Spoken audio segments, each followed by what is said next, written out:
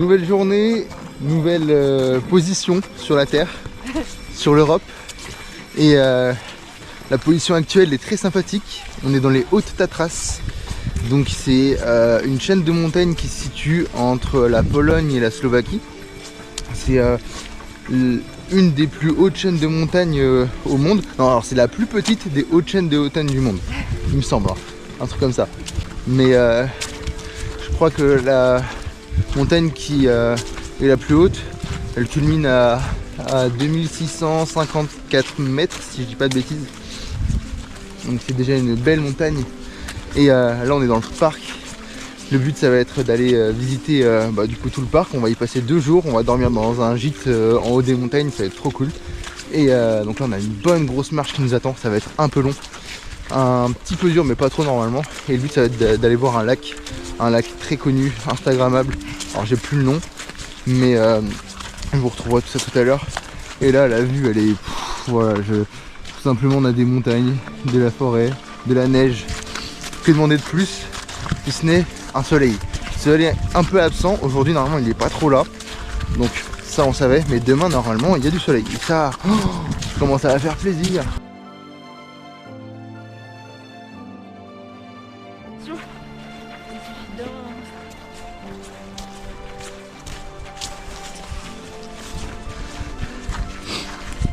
Bon, dans la forêt, on va pouvoir retrouver plusieurs animaux. Et on a certains, ils sont vraiment iconiques, c'est trop cool. Il y a des aigles, il y a des loups, il y a des ours. Alors les chances qu'on en croise sont infimes, surtout qu'on est en hiver, du coup les ours déjà ils hibernent. Mais les loups, c'est peu probable qu'on en croise, qui ne s'approchent pas trop des hommes. Et les aigles, faut vraiment avoir le bon oeil à mon avis pour les voir, mais ce serait trop sympa franchement.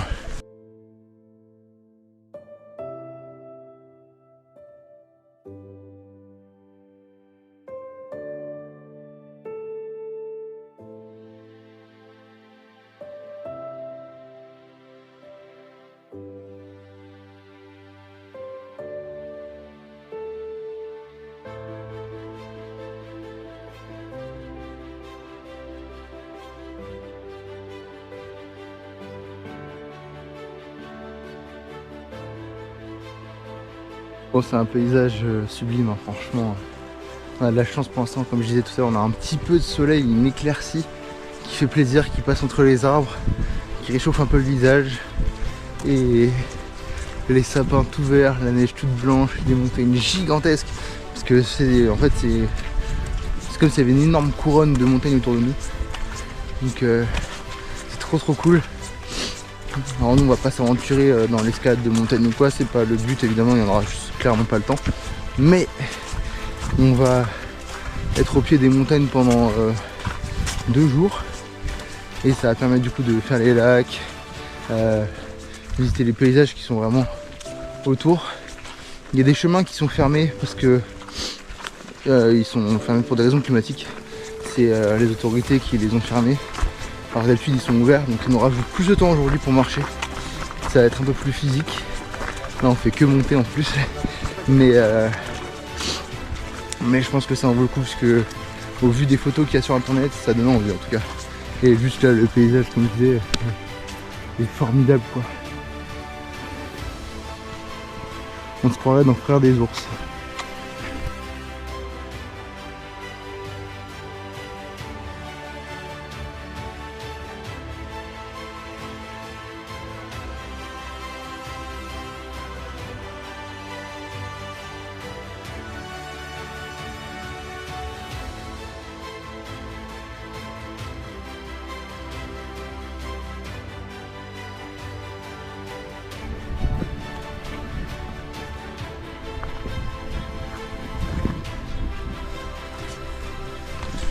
C'est le paradis slovaque et polonais ici. Franchement c'est incroyable.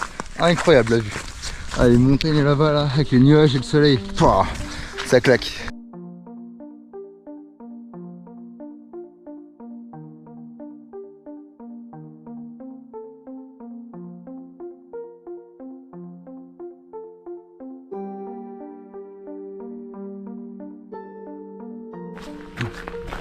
Bon, toujours en train de marcher délicatement sur la glace, ça glisse pas mal. Et oh, t'as trouvé un spot sympa toi. Ah, on est pas mal. Et la neige commence à tomber.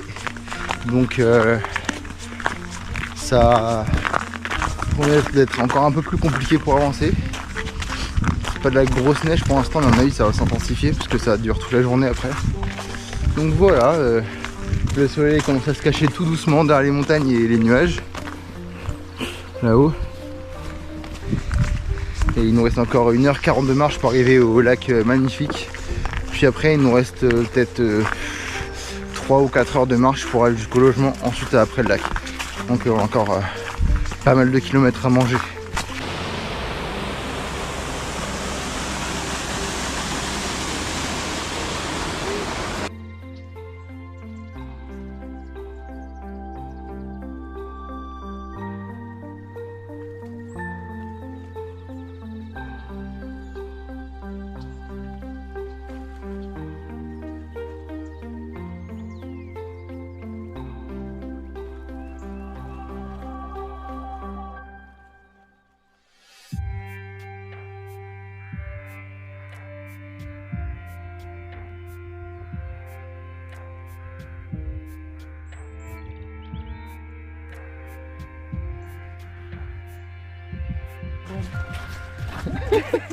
Bon, on s'y connaît pas très bien en cervidé, mais vous l'avez vu à la caméra, il n'avait rien à faire de nous. Il mangeait à côté de nous, il nous a regardé en mode bah on est dans une zone protégée, vous pouvez pas me chasser. Et il a continué à manger au calme.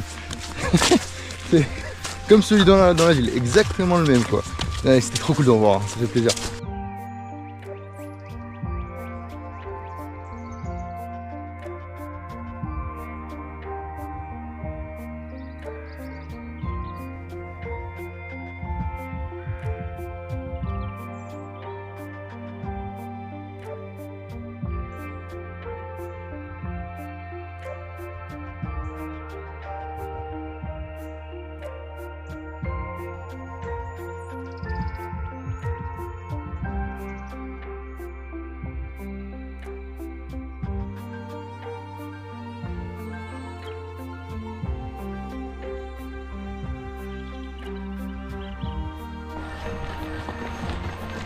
Donc là, comme vous pouvez voir, il y a des gens qui montent en calèche. Voilà, donc il y a des chevaux qui sont utilisés pour faire ça, tout simplement. C'est trop triste, franchement, c'est trop triste. Les gens, ils juste par flemme pour aller jusqu'au lac, alors qu'il y a que, je crois, 1h30 de marche, alors que ça monte pas trop dur, hein. À la limite c'est un peu physique, mais pas tant que ça. Les gens préfèrent rester assis, le cul posé dans une calèche. Voilà, c'est attristant, franchement attristant. Sinon, si on continue sur les bad news, on a la neige qui s'intensifie. Alors vous le voyez peut-être pas à la caméra, mais là il y a des petites particules de neige dans tous les sens. Et surtout on le voit là-bas, en fait, les montagnes sont couvertes de nuages, sûrement un peu de pluie et de neige. Donc ça commence à être un peu pénible d'avancer sous la neige, mais on arrive bientôt. En soi, on n'a plus que 1h25 de marche, il me semble. Donc ça devrait le faire. Et puis c'est agréable d'être dans la nature, franchement ça fait du bien.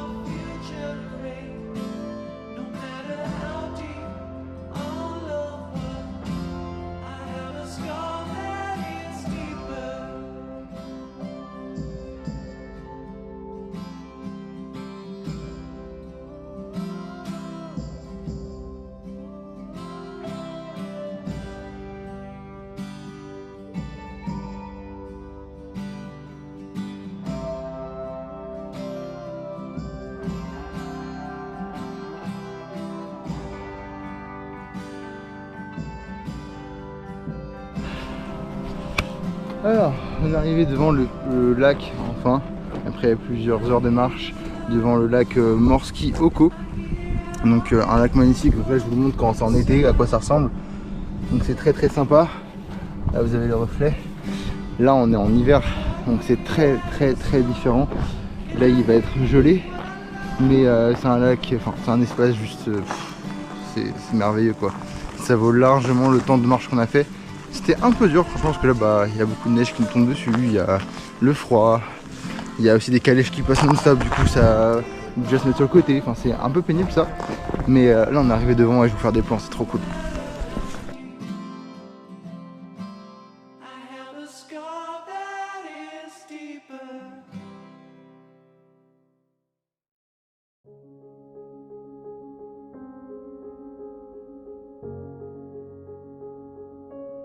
Alors comme vous avez pu le voir, le lac il est gelé, donc c'est très différent de ce qu'on a en été. C'est ceci dit très sympa, et en plus on peut marcher dessus, donc je vais aller marcher dessus. C'est la première fois que je vais marcher sur un lac gelé.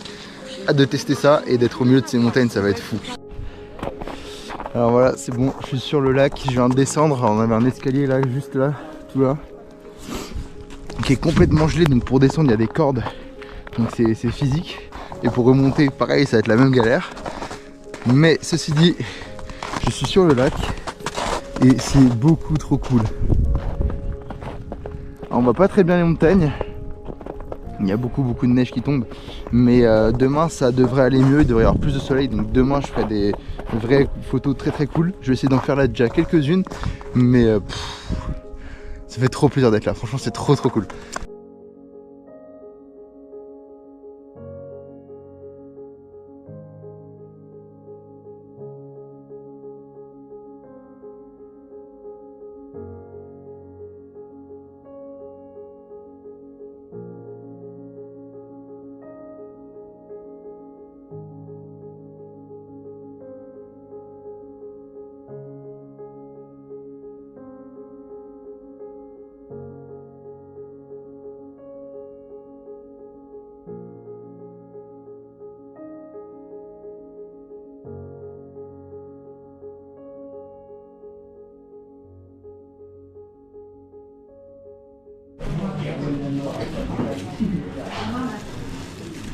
Je sais pas si vous voyez la taille des sandwichs qu'on s'est fait. On en a deux comme ça, hein. Ma main elle est minuscule à côté quoi. on s'est pris un gros pain. Après on a dit bah tant pis, on le remplit un maximum avec tout ce qu'on avait haché. Et je pense que ça va nous coller pour la journée. Et on est parlé assez sympa. Franchement c'est très cool.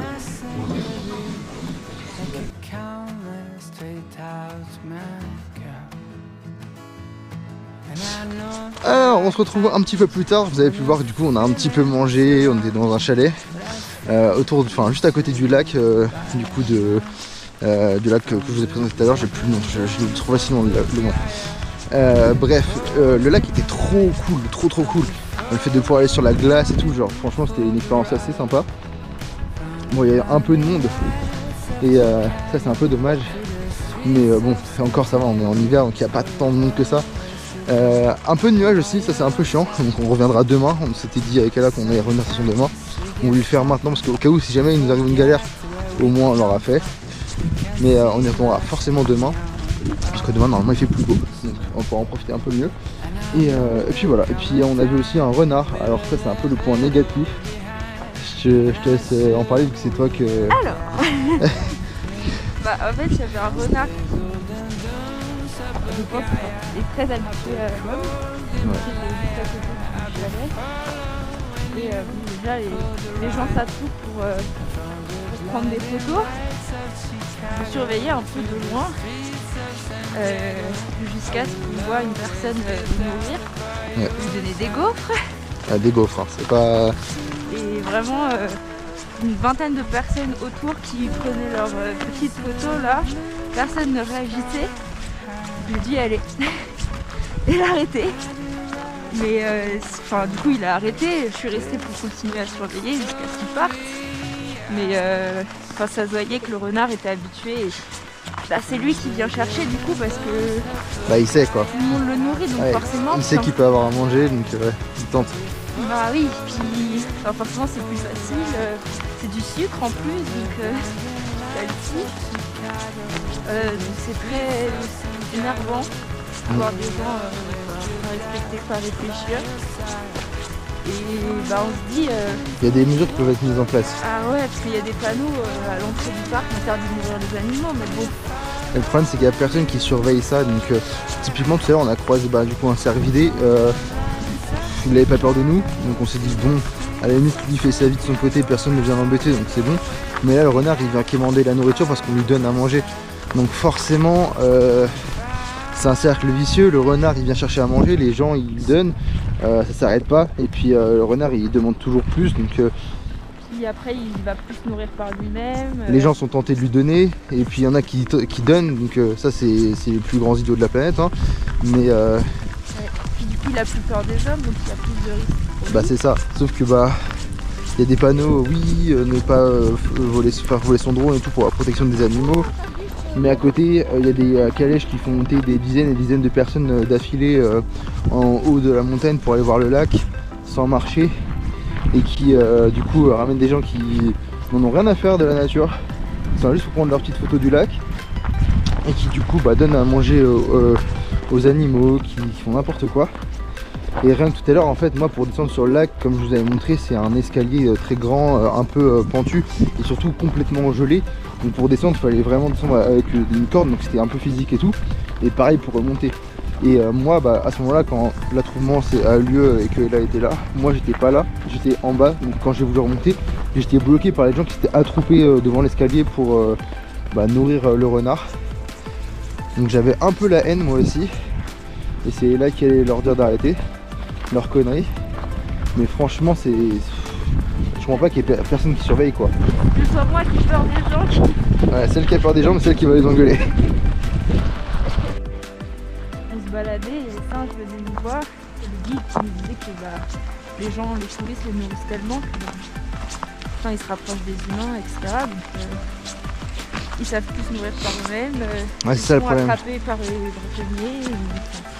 Je crois que c'était en Écosse ou dans cette zone là en tout cas, il y avait un cerf, un très grand cerf très connu, et en fait les gens l'ont tellement nourri au fur et à mesure du temps avec tout et n'importe quoi, des céréales, des bouts de burger, enfin tout et n'importe quoi. Le cerf il est mort finalement parce que ses dents elles se sont détériorées, il pouvait plus manger, il est mort quoi. C'est juste horrible, et c'est la même chose partout, hein, c'est même pas que là nous on se plaint d'ici, mais c'est un cas qui est généralisé. Là partout il y a des animaux sauvages, il y a des gens qui donnent à manger pour faire des photos et être proche d'eux, donc c'est un gros problème. Mais typiquement la calèche, il pourrait la supprimer, ça fait moins de monde qui montrait de façon idiote, ou en tout cas ils auraient fait un minimum d'effort pour arriver jusqu'ici. De deux, la personne qui conduit la calèche, elle pourrait très bien être postée en haut pour, au lieu de monter les gens, protéger le renard en interdisant les gens de tout simplement soit faire voler le drone, soit de respecter les règles de consignes de sécurité, et puis qui est un peu plus sévèrement puni. Alors on sait pas comment ça se passe exactement en Pologne, mais c'est vrai que si là il était pas allé, personne disait aux gars de pas nourrir le renard, et c'est catastrophique parce qu'ils étaient une quinzaine. Donc, oui, là je l'ai arrêté, mais... Oui, tu en as arrêté un, mais ça se trouve dans une heure il y en aura un autre.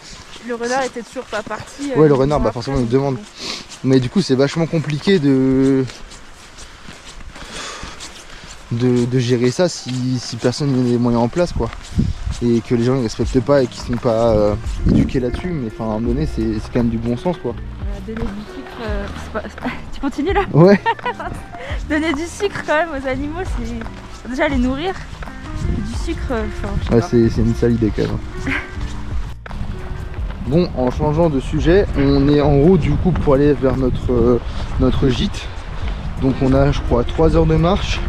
Là, la neige elle tombe bien, en plus face à nous, donc c'est pas pratique.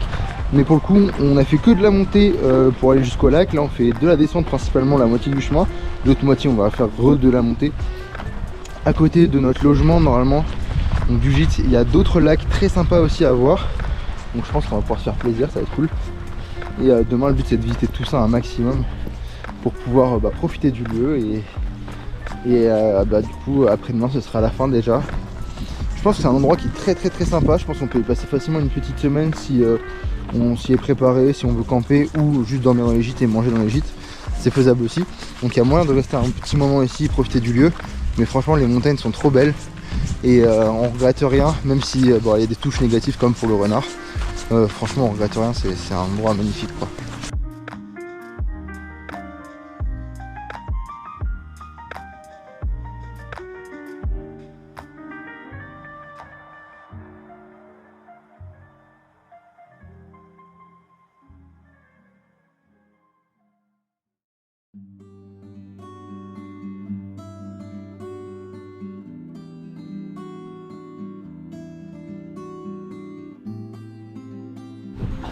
Alors, de retour à Zakopane, on était censé dormir dans une auberge dans la montagne, là où on était toute la journée. Et alors, il y avait plusieurs chemins pour y aller. Là, le premier était fermé, il ferme tous les ans en hiver parce qu'il n'est pas praticable. Ouais. Et il y avait un autre chemin qui, de ce qui était dit sur le site en tout cas, nous laissait penser que c'était... Ouais, c'était un chemin vert. Ouais, un chemin d'hiver. C'était le plus accessible et simple en toute saison. De tous les chemins, hein. Ouais. Pas le plus accessible en parlant d'un chemin lambda. Oui. Par rapport au chemin des Hautes-Tatras, c'était censé être le plus accessible. Voilà. Ouais. Et bah c'était pas accessible. C'était ça montait bien. Alors c'est censé avoir des escaliers mais... De toute façon je vous l'ai filmé tout à l'heure un petit peu, hein. Vous avez pu voir à mon avis juste avant que on voit cette vidéo là. On voit vraiment le tout en bas et le tout en haut. Et c'était que de la glace, hein, donc ouais, de ce côté que papier. Les escaliers étaient tout enneigés et en glace, donc on a tenté. Moi j'ai eu trop peur, donc j'ai pleuré tout du long. Non. Et puis on a fini par abandonner parce que c'était plus possible. En fait on aurait dû, je pense, commencer directement la journée par ça. Mais commencer la journée c'est aussi du coup acheter des crampons parce que tout simplement vu que nous on nous avait dit oui c'est accessible, c'est faisable, on n'avait pas acheté de crampons, donc voilà, et que c'était que de la glace et de la neige, ça glissait un peu quand il y a une fine couche, on l'a fait, c'était ok, mais là quand on montait c'était vraiment dangereux. Donc, et puis aussi on mettait beaucoup trop de temps par rapport à ce qu'on devait faire. Ouais, on n'avançait pas du tout, déjà on était un peu juste niveau temps. Ouais, et puis on s'est rendu compte que de toute façon on n'y serait jamais arrivé à temps, enfin on aurait fini la marche dans la nuit, sachant qu'on n'a pas de crampons, qui ça glisse, c'était moyen. Ouais. Donc un peu dégoûté peut-être de ne pas dormir ces 2 nuits dans les Hautes-Tatras. Du coup ça a été compliqué, enfin on a dû retourner au parking, retrouver un bus, retrouver un logement de dernière minute. On s'en est sorti finalement, franchement, oui. pour pas trop cher. On a sauvé les pots cassés un petit peu. Oui. Et du coup un peu triste de la situation de ne pas pouvoir dormir dans un gîte en pleine montagne. Ceci dit, demain on y retourne quand même. Oui. On est têtu. Mais juste le chemin facile, on va pas au chalet. On fait juste le chemin facile, on va refaire ce qu'on a fait aujourd'hui mais de façon ensoleillée normalement. Et sans les sacs. Et sans les sacs, donc ça devrait être plus sympa, plus facile. Et le prochain qui nourrit un renard, attention. C'est la fessée. Ouais, c'est pour ça qu'on y retourne en fait. Ah ouais, c'est pour chaperonner les mauvais randonneurs. Voilà.